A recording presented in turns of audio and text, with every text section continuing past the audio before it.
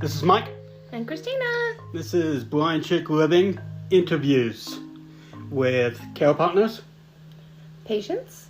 and pretty much all in between. Anybody that helps with medical. Yep. Anybody that grows up with it. Yep. And again, these are opinions. We are not doctors. Please do not take what we say as fact. Yep. Same with the interviews. It is their journey, and it's their journey alone. If you have questions, follow up with your team. Yep. Bye. Bye.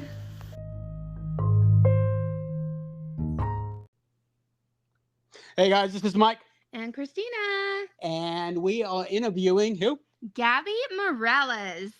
We are really excited about this one. She is a rock star. Gabi, I just want to kind of say that at the beginning when I started my group, it was for people exactly like Gabi. And it was just because there were so many questions that people have, and it's amazing what people don't know about dialysis. And reaching out and being able to watch someone thrive, but we'll get more into that. But Christina, go ahead. All right, Gabi, are you ready? Yes, I'm ready. All right. Hi, Give it a y'all. go. I'm Gabi.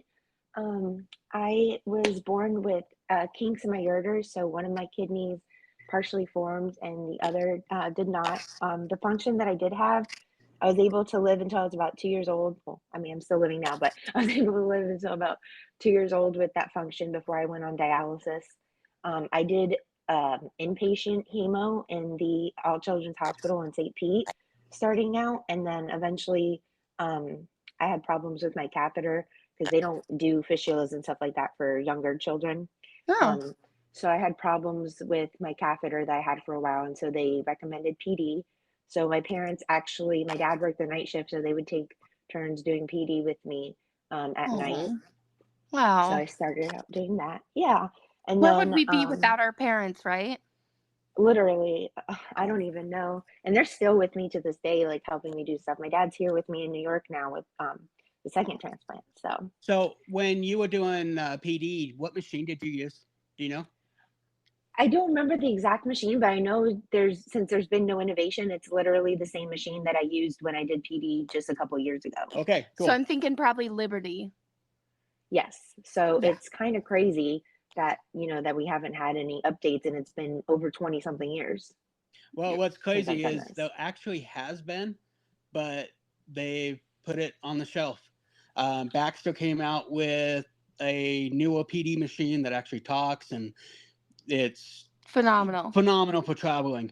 But Fresenius was putting one out also, and they shelved it. It was one that was going to compete, and it was just this tiny machine. And because you for sure know what the Liberty machine and all that stuff, of how heavy it is, and it's not too bad, but compared to the newer ones, the new Baxter machine, it's night and day. So yeah. Are you guys talking about the Tableau? I've heard about that. Yeah. Well, no. Tableau's home hemo. Yeah. So there's Liberty, which is Fresenius. Liberty is the PD machine, and then there's Baxter. Baxter is a different usually company. You only hear about two PD companies. One's Baxter and one's Liberty. And when Christina was on PD, we had both. So we had one, and then insurance changed, so we went to the other one, and then we went back to Liberty. So yeah. Okay, yeah, I had Liberty as well. I never did Baxter, but I've seen it, and it wasn't my when I went to the hospitals, that's all they had, so we had to use that. Oh, and okay, I've actually I have some stories about being in the hospitals and not even being able to get dialysis, to be honest, because it's not easily accessible, or they don't have the staff that knows what to do. Yeah. So that's another issue. Well, that bothers the hell out of me, because and you're not allowed to help. So I'm sure your parents were just chewing their nails like I was with Christina. If she was in the hospital with PD, it's amazing how many people don't know what PD is. And they bring in a nurse that did some training like 10 years ago or something, and they're trying to connect to this machine that we do daily, but they wouldn't let me help. And so it's kind of frustrating. And when you do get someone, you just don't feel that they have the exact educational care that they should have for that machine. Exactly. I think it was 2 or 3 years ago, I was still in PD, and I spent Thanksgiving in the hospital, and I think I Mhm. went easily like 3 to 5 days without dialysis because they didn't have a machine. They didn't have, I was on Fresenius at the time, and they had to do the different connector for Baxter. They didn't have that on hand. It was a smaller hospital back in St. Augustine, so I get it. But at the same time, and then they asked my mom, who's in her 60s, to go and bring my machine, and they wouldn't even offer, they didn't have, quote unquote, the staff to help her bring up my supplies and my machine up to my room. And Huh. technically they weren't even supposed to do that because you're not supposed to, at least they told me, that you're not supposed to bring your own stuff or do it Outside yourself just in equipment. I was case. gonna say that was amazing because we fought to try to bring in, at least on this last My hospital next stay, stage. that to bring in our next age machine, and it's amazing because we were pretty close. But yeah, I'm actually surprised they told her to go get your machine because that usually never happens. They must Yeah, have been they pretty had desperate. nothing. Oh yeah, I was there for at least a week with colitis, and it's been, X amount of days without dialysis, and my weight was going up. I was getting puffy, my blood pressure was up. So they're like, "You need dialysis," and I'm like, "Well, yeah." But I actually didn't spend long in that hospital, and then I decided not to go back there and took the drive to Jacksonville to go to Mayo, and they were actually pretty good. I'm not gonna lie. They had somebody that was knowledgeable. They had a brand new machine, that the one that spoke to you and everything, and I had a nurse do it all for me, and she stayed with me Uh, the whole time, and so that was pretty nice. that's So I'm awesome. grateful that I found them. All right, well, let's go back to when you were a kid and doing Sure. PD, and go ahead and start going through that process again. Okay. So my parents used to do my PD in their room at night, to not disturb my brother and whatnot. And it was just easier to have me in there as a child. And then a month before my 5th birthday, my dad donated his kidney to me. We were actually 4 out of the 6 antigens of a match. Oh wow. Um, so we were really close. And his kidney lasted me 18 years until I, just fell back into dialysis in 2015. I I started notice it was kind of I knew what was happening, but I was kind of, in denial about it at the same time because my feet were swollen. I was exhausted. I would fall asleep at work. Oh. Do And they know why you ejected it? Well, no, it lasted 18 Well, no, I years. know, but yeah, do they know not why? really. Not Okay, really. It was so it's just just my dad was the 38 at the time. time when he gave it to me. So, they just assume it was, age or its time ran out. So, Okay, 18 years. That's amazing. Yeah, So that's great. yeah, it was So I almost have two a question for decades. you. Sure. So when you did your PD when you were younger, what kind of memories do you have? What do you remember, like child point of view? Are there any I don't key remember things? much. I Yeah. remember being in my parents' room, and I remember, hearing the machine beep at night and being groggy, and then one of my parents getting up to, see what's going on and adjust. But that's it. I don't have much memories of. I have more memories on um, being in the hospital doing hemo than I do PD, and that might be because it was done at the bedside, when I was going to sleep. do you remember the tube at all coming out of your stomach, or were you just too young to I get those don't. I was memories? about 4 years old. I Okay. remember I got Pseudomonas because we did water guns, and I ended up getting Pseudomonas because of that. And they actually told me I might not ever be able to do PD again. So when Oh I man. went in my adult life to go do my PD scan and see if I was able to, they were like, "Wow, you have no scar tissue at all. Like you're a perfect candidate." So I was really lucky in that aspect to be able to do it, and I was able to do that for about 6.5 years. Wow. Wow, that's good. Yeah, All right. yeah, it was a So good run. you crash and you are having to start dialysis again. hmm I And started in during center that hemo. crashing Oh, I'm sorry. process, was this something where you just landed in the hospital or did you know it was coming? So I was in denial at the same time as like I kind of knew what was going on, but I remember going to Tampa General and there was a nephrologist there and he walks in and he goes, "Are you feeling okay?" And I'm like, "Yeah, I guess I'm tired." "Why?" He's like, "Your creatinine is 18." And I'm Oh my like, gosh, "Is that girl. bad?" I know. I was like, "Is that bad?"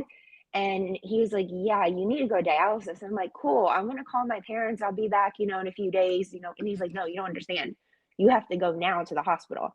So he cleared his schedule and walked me over to the hospital. I called my parents, which that was the most dreaded phone call, especially to my dad, because he was my donor and I felt like, I was, failing him sort of. So I Yeah, called no, I him. get it. He came immediately from California. My mom came immediately. And I have like this connection with this doctor because he stayed with me the whole time because I was so terrified. And I went into emergency surgery to get my catheter. And And, ironically enough, real quick, how old were you when all this happened? I had just turned 21. It was Okay. a month after my 21st birthday. Oh, dang. Yeah, so it wasn't that. I mean, I had fun during my birthday, but the afterwards was like, it all just came crashing down. And I thought it was the end of the world at the time. But ironically, I got my first catheter in, and when I got back to the room, I was screaming in pain. And the poor transporter guy was like, "I didn't touch her. It wasn't me." And I was just screaming in pain. I was in pain for hours, and they couldn't figure out what it was. So then finally a doctor came in, and he's like, "I don't think it was placed correctly, the CVC." So they take me back. The CVC or the PD catheter? No, the CVC. Because at this point I started out at in center. Since I crashed into dialysis, they gave me the CVC to start me in the hospital. Oh, wow. Okay. And turns out it wasn't put in correctly. I go in for a second one, and the surgeon, they gave me the anesthesia in my CVC, and so I still wasn't asleep by the time I was on the table. And the surgeon comes in and he's like, "Why are you not asleep?" I'm like, "I don't know. That's a you problem, not me." And we think what had happened is he gave me some more medicine, and then he's like, "Okay, I'm going to start." And what we think happened is that he started and he nicked a artery of mine, and I bled into my lungs and ended up in the ICU. I don't, and I got 5 liters of blood. I don't remember much And of that happening. Is that when you were screaming in pain? That was after, but I was screaming in pain because I had like back pain from it for some reason, for it being like placed wrong.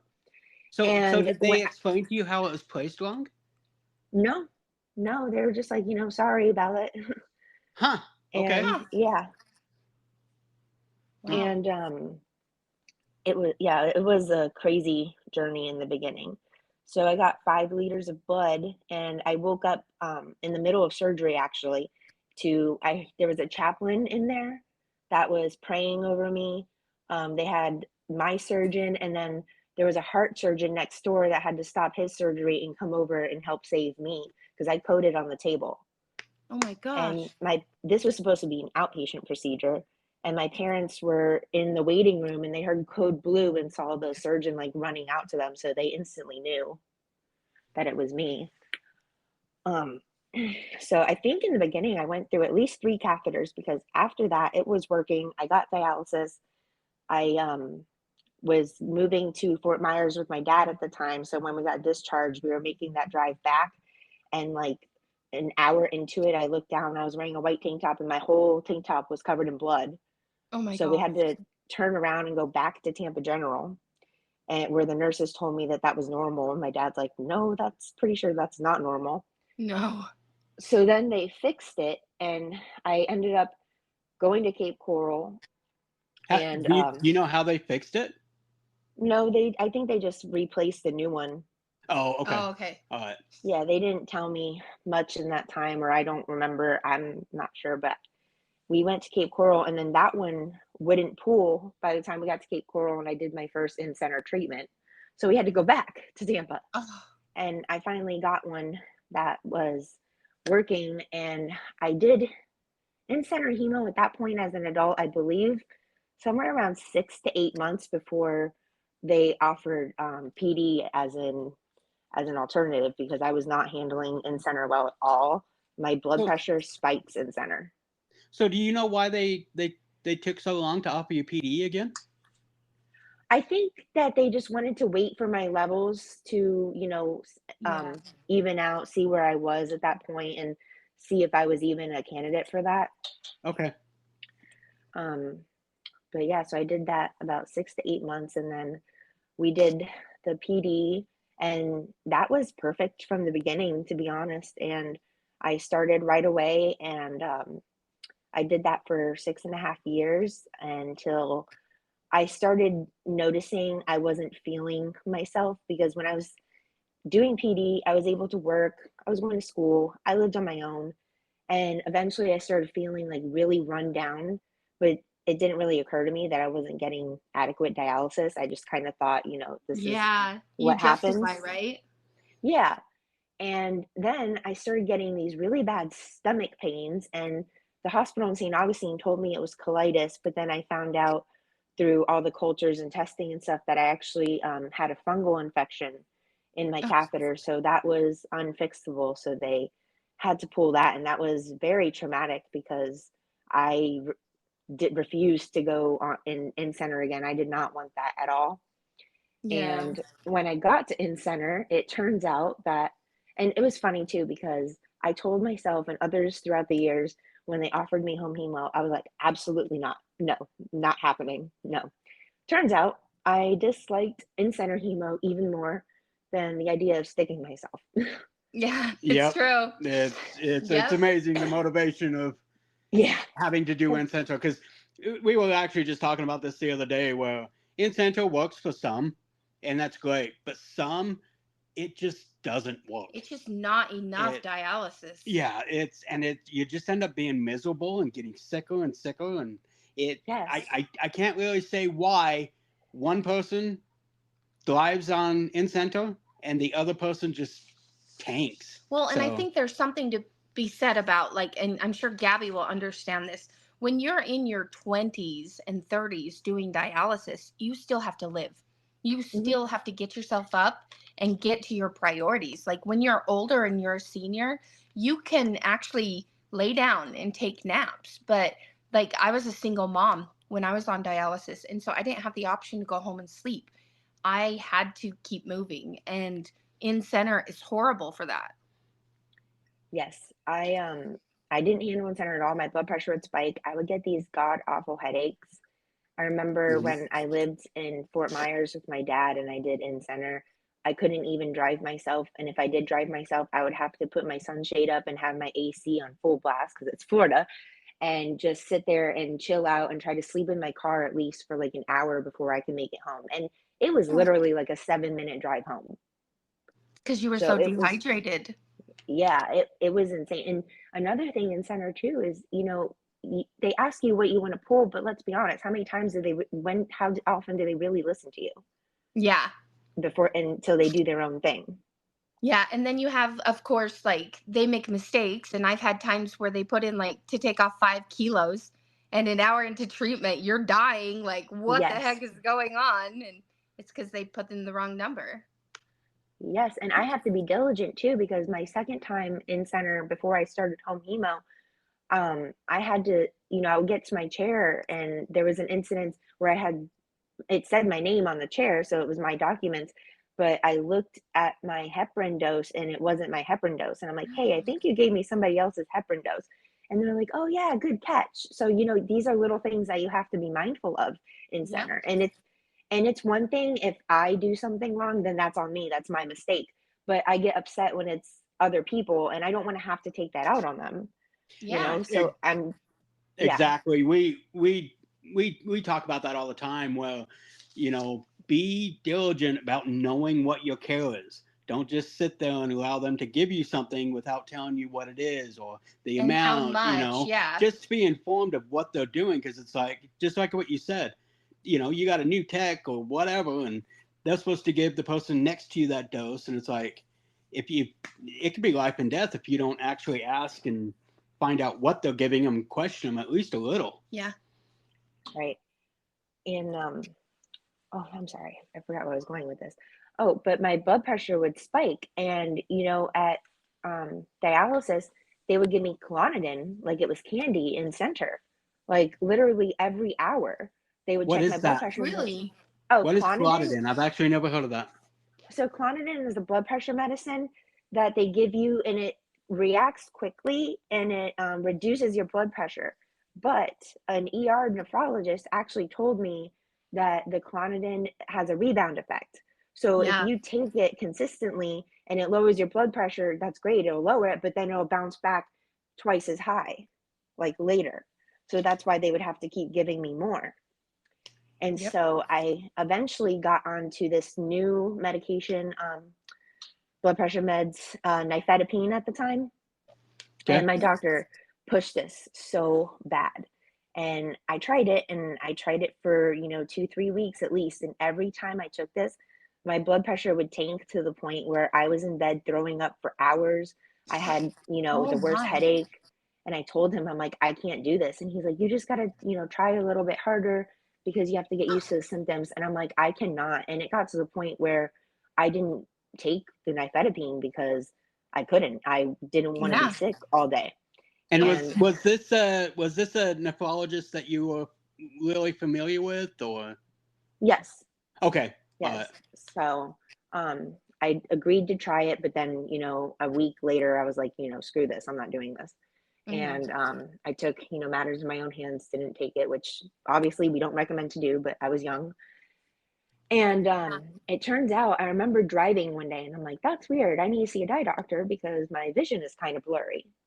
Uh, So I'm driving and I noticed that, and I go a couple of days and it's getting blurrier and blurrier. So I'm like, yeah, I really need to see an eye doctor. So I made an appointment, but it wasn't gonna be for a couple of days.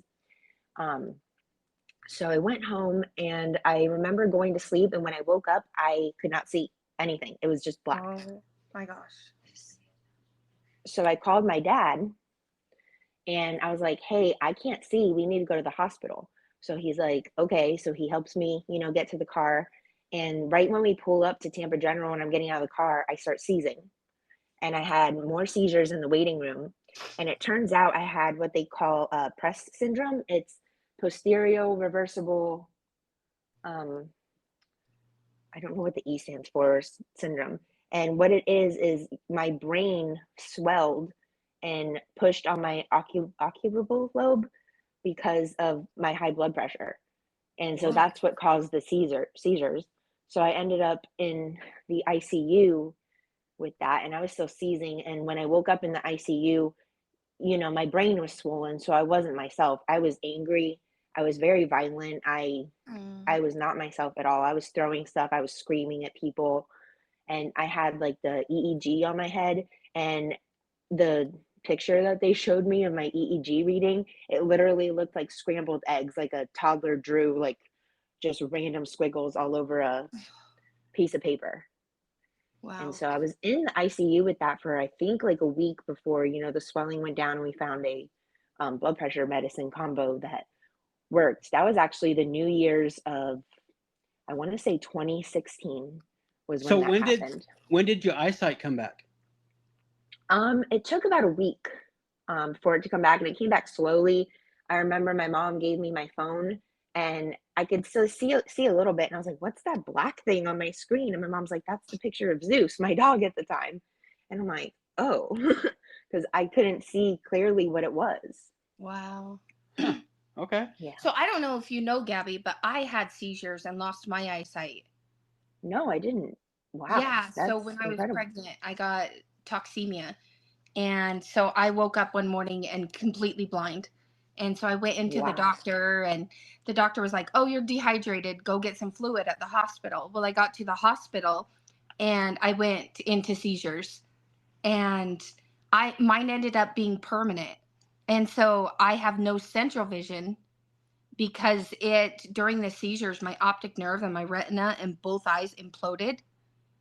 And so Wow. I was completely blind for about 6 months. And then after medication of clearing out the excess blood, I was left with no central vision. And it's been that way ever since. Wow. Did you have high blood pressure or anything at the time, or it was just kind I of did. something that I happened? did. Oh, wow. Everything that you just described Is what happened to me. after this interview, I really want to do some diving into that, because what if that is what Christina had? It kind of sounds Yeah, exactly what happened to me as well. it does. It's called PRES, or Okay. that's how you spell it at least. So PRES syndrome. But yeah, that's what they told me. And it was the most weirdest thing in my life because I was so nasty when that happened. And I didn't remember a single thing of it. And when I got home, I literally broke down crying because, my memories and stuff were still coming back to me. And I don't know how to explain it, but when I got into my house, nothing felt like it was mine. It felt like I was in a stranger's house and I didn't recognize anything. It's crazy because honestly, like I had the same type of experience, just in a different way. Like I felt like I was like on the verge of going crazy, and Yes. like I was so it sounds funny, but I was hallucinating that I was building houses on the ceiling. And I think it's because I couldn't see anything. And so the ceiling felt like it was on top of me. I was building houses for little people. And like in my head, I knew I was going crazy. And so I kept trying to like pull myself out. And so when I would hear my mom or my dad's voice, it would pull me out of it. And otherwise, like if they weren't there and I didn't hear them, I just spun off into like no man's land. Exactly. And, Yeah. my poor mom, I got home and the second we walked in the door, it didn't smell familiar. It didn't look familiar. And I just bawling. And my mom was like, "Oh my God, what do I do?" She's like, "How do Yeah. I fix this?" And I'm like, and I guess I just remembered my mom because, she was there with me the whole time. Between her and my boyfriend at the time, they stayed with me the entire time throughout the hospital. But, I can't even explain the feeling that it was that, and I walked into my living room and I'm like, this is where I live. And nothing felt familiar Wow. at all. That's intense. Yeah. So it took a few days before, I was comfortable being there. But it was just an eerie feeling because I had never felt that before. And it was And very so emotional. what did they do for your swelling brain and all that? Did they give you medicine? Did they I go in and do They got her surgery? blood pressure down. Yeah, I was in the ICU and they had the EEG on my head and they just played with different combinations of blood pressure medicines Okay. for at least a week before they got my blood pressure down. And I was actually on seizure medication for a month, I believe, just to make sure that it wasn't a normal thing. And I did have to see a neurologist to make sure, I didn't have any leftover lesions or anything like that. Okay. It's so Wow. crazy because Yeah. my blood pressure after they got Tyler out, it kept getting higher and higher. And they didn't know what to do with me at the hospital I was at. And so they sent me home. So I Oh went my gosh. home, and yeah, and that night I had seizures at home. And I was taken by ambulance to a different hospital. And on the way to that hospital, I bit my tongue off during the seizures. Oh my gosh. Yeah, yeah. And they gave me the highest dose you could give someone to pull them out of seizures. And they just told my parents, like, if it doesn't work, it doesn't work. And luckily I came out of it. But that's when they brought in my kidney doctor. And that's when they started kind of messing with my meds and changing things up there. But my blood pressure, it was high for probably 3 or 4 years after that. We couldn't find the right combination. That's insane. And, for them to be like, we don't know what to do with you, go home. Like, what is that? Yeah. And they kicked me out in my gown. I left in the hospital gown because they were like, "We're gonna screw up and do something wrong because we don't know what to do with you. We just need you out." Thanks for the confidence boost. I Hmm. know, right? Wow, I know. that's So insane. crazy, but yeah, we're gonna have to look into that because yeah, the same exact thing, and maybe Apparently mine it's was worse common, but because I it don't think continued. I think it's common in both, in dialysis and, CKD, but I don't think it's something that they I don't want to say advertise isn't the right word, but there's a lot that they don't tell you. And I don't know if it's Yeah. because there's so much information and so many different aspects that go into it that, it's a outcome that's different for everybody.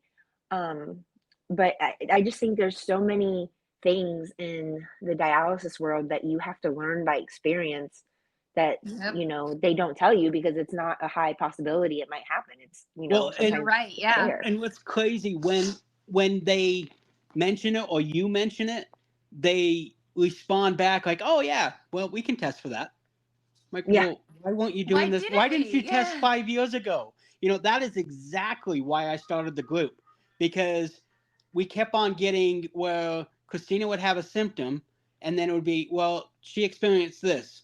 It's just Well, because of dialysis. yeah, well, it's this. Or, yeah, that's the reason I started the group was I kept on well, you can do this. And after surgery, they would mention something that you could have done. And it's like, Mm-hmm.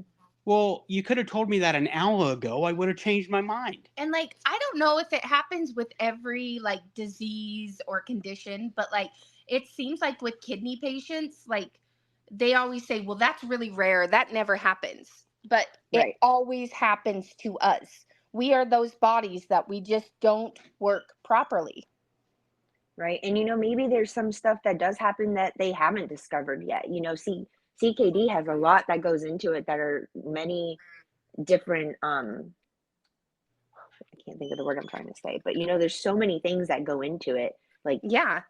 And it's so true. And like, it's funny because before I talk to people, like mine started when I was 22. And before I talked to people, I just thought my body was like broken in so many different ways. And I was just completely abnormal because of how my body reacted to things. And then once I started meeting people from the group, it was like, oh, wait a minute, your body does what my body's doing. And it became to where I've realized that most of us in the kidney world, our bodies don't work the way they expect them to work. not at all. And there's so many variables, that's the word I was trying to say, that go into Yeah. it. For example, for periods, Mm-hmm. for women, your period may change on Yes. dialysis, or you might not even get it at all. Like, there's Yeah, but that's one of those things they never talk to you about. And so, like, no. I remember going like 6 months without a period, and I had a male doctor. And so I was like, how am I going to bring this up to him, And for Right. some reason, every time I have something go wrong, I think it's my fault that I did something. That's just how my brain justifies it. Like, oh my gosh, what did I do now? I'm not having a period. And It makes so, sense. Yeah, that's where everybody's brain would go. yeah. And so I try to avoid it. And so I remember asking him finally, hey, I haven't had a period in months. And he's like, oh, yeah, that can happen. And Oh, I thanks was for just letting like, me know. we always joke. And my doctor had this beautiful accent. And so it was always like, oh, this could happen. This could happen. And so to this day, we joke all the time. We're like, oh, this could happen. Yeah, it's just insane. And, even with the different modalities, there's things you don't tell you. Like, I did PD for 6.5 years. There are people that are able to do it for 10, 12, 15 years. But let's be realistic. PD is not meant to be done for the whole dialysis cycle that you do, Yeah. until you get transplanted. And Yeah. I didn't know that either. I didn't know. Luckily, it worked for me until it stopped working. And to be honest, looking back now, I'm kind of grateful it did, because to a certain point, I got complacent. I'm like, oh, well, if I have to do this for the rest of my life, that's totally fine. Like, this is doable. Yeah. And I think that's when things got shaken up for me and I started doing the home hemo. I got you. I got you. So when did you start doing home hemo? Why did you start? How did you hear about it? So I was in center, and I just did not care for my center. I loved my tech, and she was my tech all the time. She was amazing, but she was leaving to Puerto Rico, and I was getting somebody that I didn't exactly care for as my tech. And I'm like, no, I don't trust anybody else to touch me.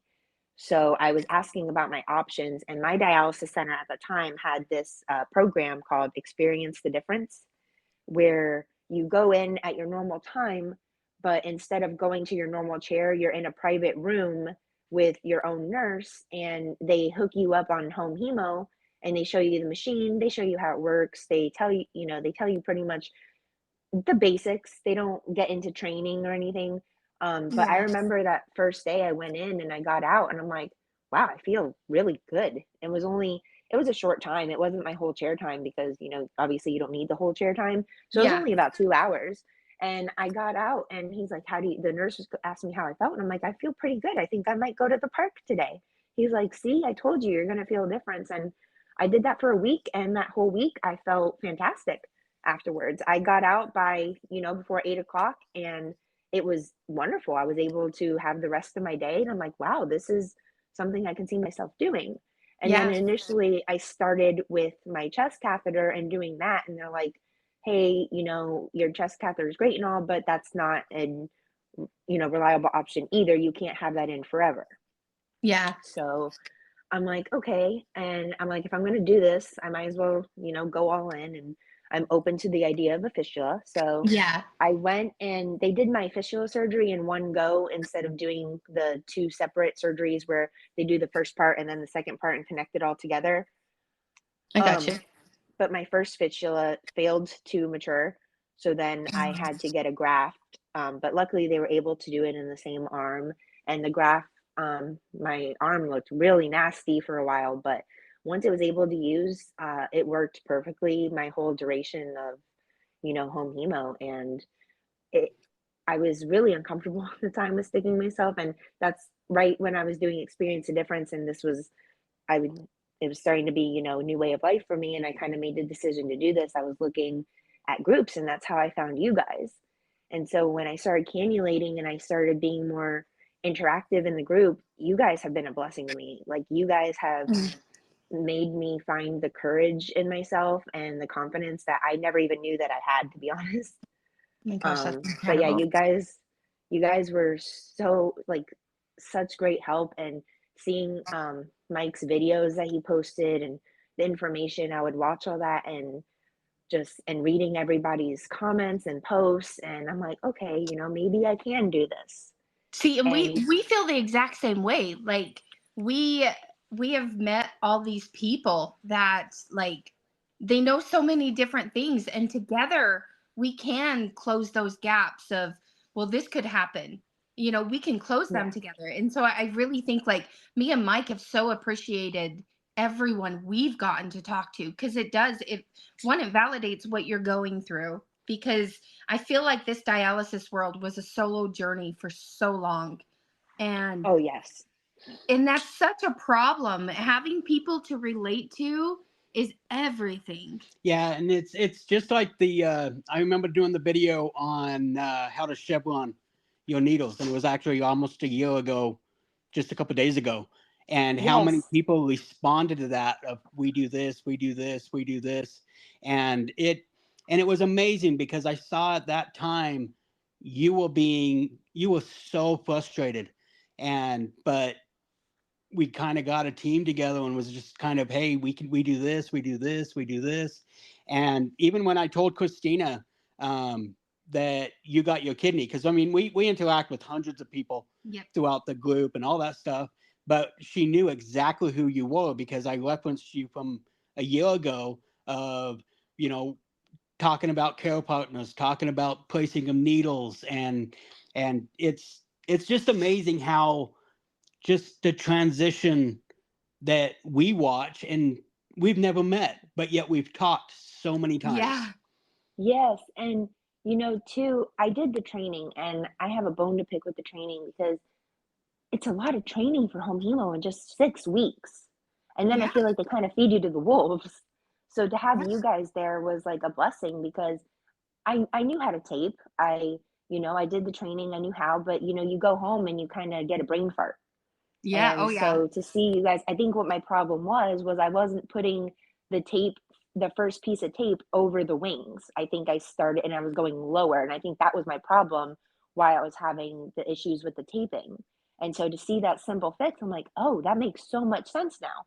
And I could have called my nurse, but what are they going to tell me over the phone? How are they going to, they can't physically see what I'm actually doing. So Yep. and that's why I've done so many videos, because they show you in training, but then it's, well, this is how you're really going to do it. They have to show you this way, and then Mhm. we joke that I microfy it, and it's because you're not going to do it that way. It's great that they show you that, but in real life, There are there's practical so ways many to do it. things that they don't realize because they're not experiencing it. Right. And as soon as you get home, you try to do it, their way, but eventually once you adapt and get used to it, you kind of develop your own way of doing things. Yep. Yep.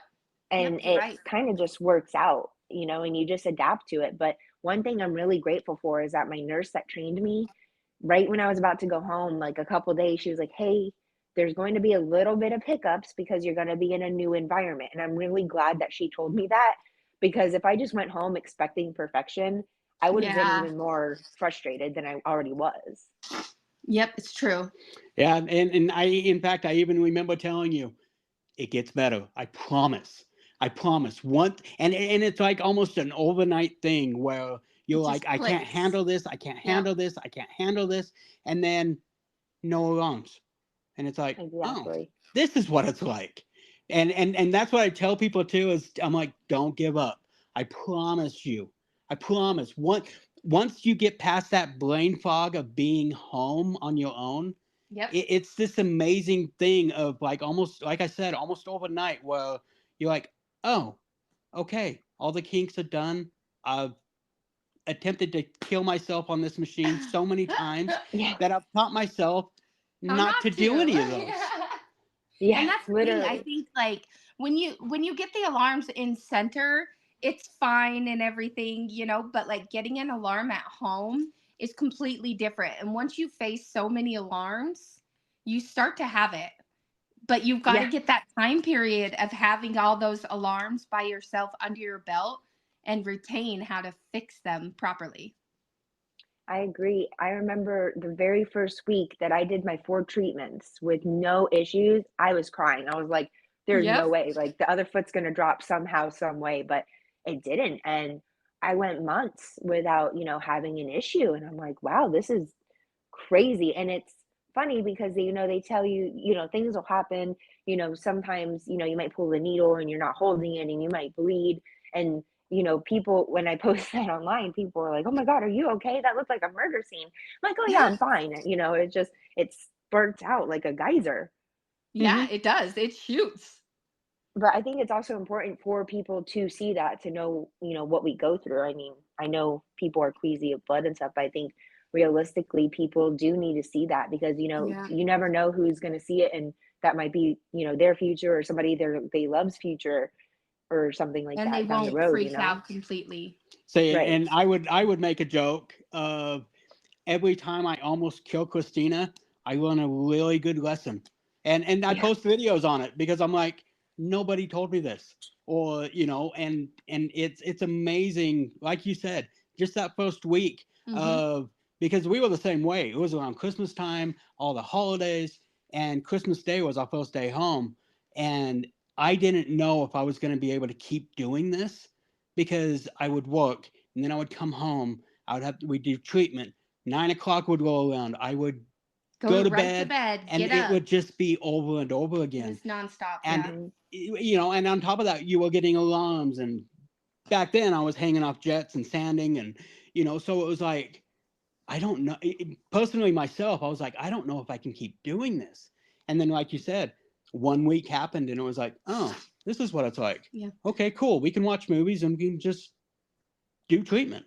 I actually, going back to what you were just saying about the blood, my very first day in center dialysis, the guy sitting next to me kept moving his chair and he got his line stuck in his chair. And so it ripped his needle out. And Oh so my I'm like gosh. an hour into my like first in center treatment and blood just starts spraying everywhere. And I thought Oh for my sure that guy gosh. was dying. And they came over and they took care of it and got him all taken care of. And he was fine, but it was so terrifying. That's another reason I didn't really care for in-center either, is you see things that you shouldn't, not that you shouldn't see, but I had a guy seize next to me on my very first day in Mhm. clinic when I came to Tampa, and my very first in-center treatment ever, the guy's catheter just slipped right out and I was like, oh my gosh. I was like, Yeah. what? Because I had a catheter too, and I'm like, is that going to happen to me? And Uh-huh. I Yeah. even had a guy pass away in center next to me too. So, Yeah. just Yeah, it's you see people have heart attacks and getting taken out by ambulance, and it's true. It's definitely one of those places you don't know what's going to happen. exactly, and those things are traumatic and they stay with you too. Hmm. All right, so let's go ahead and talk about your current transplant, how you found out about that, and Yeah. that. So, Okay. So I had a friend, her name's Giselle, and she's originally from New York, but she lives in Tampa. She did PD. I believe she was on dialysis about 4 years, and since she has family in New York, she wasn't having any luck in, the Florida area at all. because she was multi-listed as well in Florida. And she came to New York, and when we met up, she was like, hey, they have this program, because she's high antibody too. She's like, they have a PRA program at NYU that you should check out. That's really good. So initially I came to New York, I did all the paperwork. I came to New York for my evaluation, and they explained to me that I don't remember what it's called that they were doing, but it was a injection basically, or not an injection, I'm sorry, an infusion that they would do 3 months before your scheduled transplant. You would have, a donor that's incompatible to you. They would give you these infusions and it would totally wipe out your antibodies. And you would be able to receive essentially that person's kidney, but you would be on, more infusions, higher dosages of meds, and even more meds than you're on post-transplant already. So we're like, okay, well, maybe my brother could do this. So we did the evaluation for that, and my brother, they got all his information, and it turns out that my brother, even though my antibodies would technically be cleared, my brother still they weren't comfortable transplanting his kidney in me, just because, they didn't want to take that risk. So that was kind of a bum to hear. And I was upset about that, but I knew something was going to pan out. And so then we're like, they said that they can keep me on the deceased donor list, and I can always have people call in to be a living donor. So I said, okay. And so I just had a feeling that it was going to come before my birthday again. For some reason, I kept on telling my friend, I'm like, I have this feeling that's going to be in January. And so she's like, yeah, just roll with it. So I'm like, okay. So I'm, New Year's had passed, and I was going through a lot in the beginning of January, between my grandma and my mom being at the hospital, and me having to recruit people that I could find to do my dialysis. Luckily, my dad, my brother, and my best friend all took turns helping me. Because that's another thing I realized too. At first, I was scared to have people help me because I wouldn't know, if they knew what to do or if they had the training. But then I realized that you could just talk somebody through it. Exactly. It's not difficult. You can. So exactly. And so my dad and my brother, they, not that they're obligated to help me, but they're family and they would help me no matter what. But my best friend, she was a freaking rock star with helping me. And I was just so grateful for that, because you don't find many friends that are willing to do that, especially with all the blood and everything that comes. So I was so grateful for her to help me. But while my mom and grandma were in the hospital, so I'm in bed one day, and I'm sleeping, and it's like 1 a.m. And usually my best friend is one to call me around that time. So I hear my phone ringing, and I'm like, this better not be Michelle. I'm gonna chew her out, because it was like 1 a.m. And I look at my phone, and it said New York, and I'm like, okay. So I pick it up. I'm like, hello, and they're like, hi, this is NYU Transplant Center. I'm like, who? They're like, NYU Transplant Center. I'm like, okay. And they're like, we have a kidney for you. I'm like, you got a what for me? And they're like, yeah, we have a kidney. And I'm like, okay. So I woke up, and I was like instantly up, and I turned on the lights. They told me all of the information that I needed. And I actually had my bag packed, but I woke up my mom, and I started calling people that are really close to me at like 1 a.m. Oh my gosh. And telling them. And it's actually funny because I called my cousin, and she texted me the next morning as I'm getting on my plane, and she's like, did you call me at 1 a.m. and say you got a kidney, or did I dream that? And I'm like, nope, I called you. And she's like, okay, I thought so, because I saw that I had a call from my call log from you at 1, but I was just curious. And she's like, that's fantastic. So I got the call about 1 a.m, and I was able to get on a flight by like 9 a.m. or I'm sorry, no, it was a 6 o'clock flight. And I got to New York by like 9:30 and got to the hospital by about 10:30. And NYU, let me just say, I am like so proud to be a patient of theirs, because they are in the works of innovation, and they are very efficient. I got to the hospital 10:30. They got me in my pre-op room, and I was done with testing within the 2 to 3 hour mark. Wow. And my dad was on his way from Costa Rica. So my friend's mom, I didn't have anybody fly in with me. It was just myself at the time. And so my friend's mom that's here in New York still came and stayed with me while I was waiting for pre-op until my dad got there. So that was very sweet of her too. And I was just hanging out, and they told me that, yeah, we're just waiting for the kidney to come. It'll be here around 5, and then we'll get you in your surgery. And I'm like, okay. But I was just chilling. They got all their stuff done, and they came like, do you need anything? And I have never had a hospital so efficient. And when I tell you there was like 6 people in my room at once doing all different kinds of things to me, testing wise, like taking my blood, taking an x-ray, doing this, doing that. I was Wow. so shocked.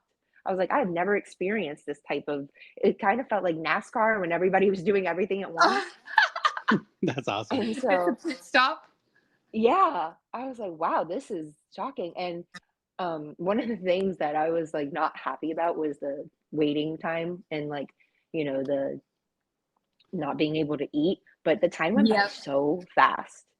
So That's fast. good. And it actually ended up that by the time I went into surgery and got out, my date is 1/7/2024, and my original date for my dad was 1/7/99.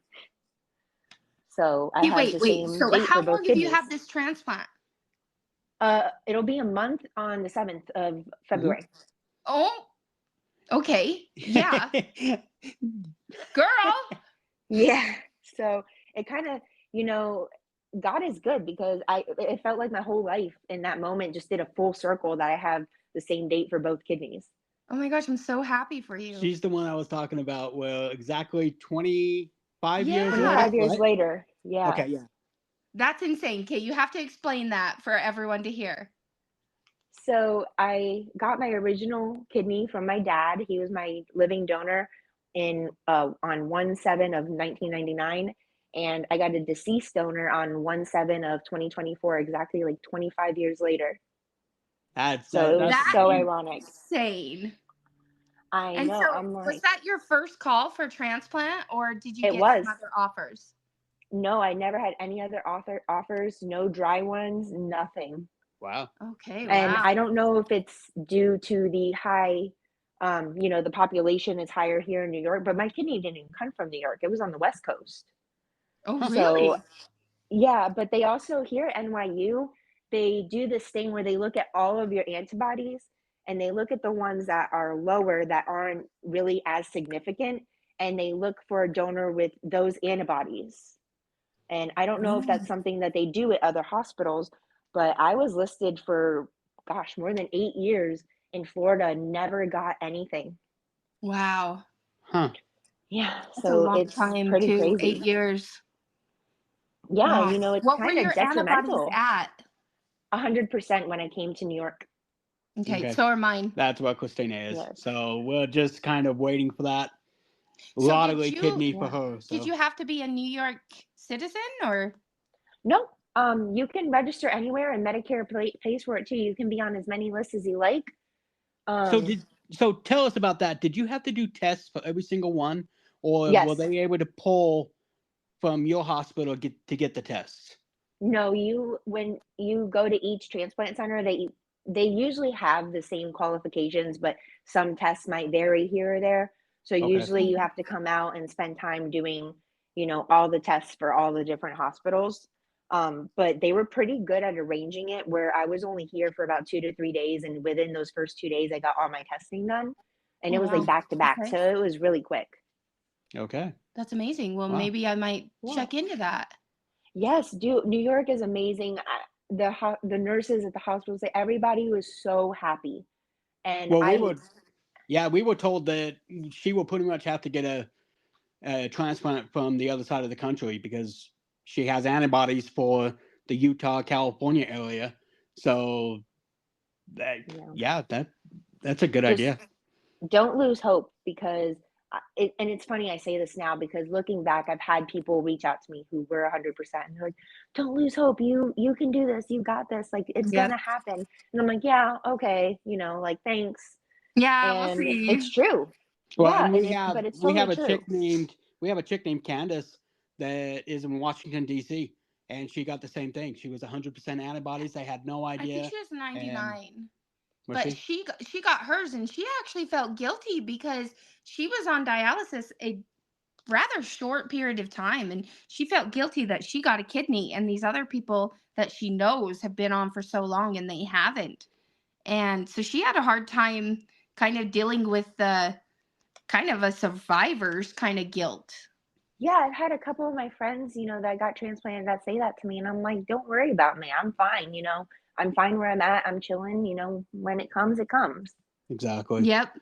All right. Well, Wow. do you have any advice after doing the transplants, the dialysis, pretty much kind of some advice of how they can be living on dialysis, Yes. One of my big things is be your own advocate and take charge of your own health. That's a big thing that I Yeah. think will help people, because if you're in charge of your own health and you're, involved and you know what's going on, then and you're aware of your body, you know your limitations, and you know what you can and can't do, how how long you can do it, etc. Yeah. No, My you're totally other right. and Yeah, and that's amazing because I know we have been at some of the same events, just at different dates, mhm. and I cannot wait until one of our dates line up. And will you be back in Florida at the end of the month? I will. I just got approval to get my stent out 2 days early, so I'm getting it out on Monday, and we're going back to Florida on Tuesday. Okay, well, we will be in Florida. It's the Miami side, but we'll be in Okay. Miami on the 28th. So Okay. I don't know how Yeah. close that is or anything, but maybe we can arrange coffee. So, Yes, I would love that. I would love to meet you guys in person. Yeah, that'd all be right. awesome. And Well, Moose too. oh, of course, yeah. Yeah, of course, of He's course. the celebrity. We just We just take him walk next around. to him. You So guys are his accessories. we are so close to being out of time, but it is amazing how in depth your story was, Yeah. because I had absolutely no idea, and we've known each other for years now, and it's amazing how much you learn by just listening to somebody's story. And so we will blast this all over the internet. Yeah. You do the same thing, I and kind of will. just like that brain swelling thing. We learned something new by just having a little conversation. So. Yep. Yeah, and I hope that was able, you guys are able to do research, and that, you can find if that's something that Christina went through, because that sounds very similar to what I did. Yeah, that's crazy similar. Exactly. So we'll wrap this up. This is Mike. And Christina. And who are we talking to? Gabi Morales. And so I guess we're done, yeah? Yeah. All right. Peace out. Living on dialysis. Keep living. Thank you so much.